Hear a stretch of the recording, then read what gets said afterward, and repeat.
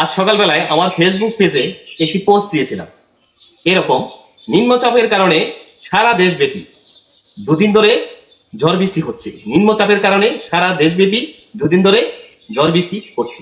এর ইংরেজি কি? এটা ইংরেজিতে ট্রান্সলেট করে। আমরা মেনলি দুইভাবে এর ট্রান্সলেটটা করতে পারি, আরো ভিন্নভাবে করতে পারি, তবে কমন হচ্ছে এই দুইটা অপশন। দেখেন, it has been raining and storming all over the country for 2 days due to low pressure.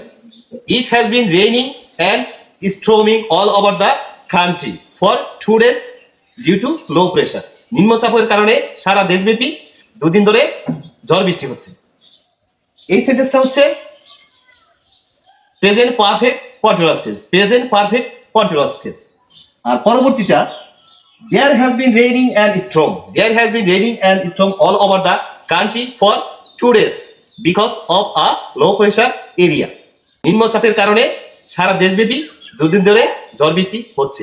এটা হচ্ছে প্রেজেন্ট পারফেক্ট টেন্স। আমরা প্রেজেন্ট পারফেক্ট কন্টিনিউয়াসও করতে পারি, প্রেজেন্ট পারফেক্টও করতে পারি। এখানে বিন দ্বারা এই ঝড় বৃষ্টির অবস্থাকে ইন্ডিকেট করা হচ্ছে, একটা চলমান অবস্থা। আমরা প্রেজেন্ট পারফেক্ট টেন্সের নিয়ম কানুন জানি যে কোনো কাজ অতীতে ঘটছে কিন্তু তার ফলাফল এখনো বিদ্যমান, সেই ক্ষেত্রে আমরা প্রেজেন্ট পারফেক্ট টেন্স ব্যবহার করে থাকি। ঠিক আছে।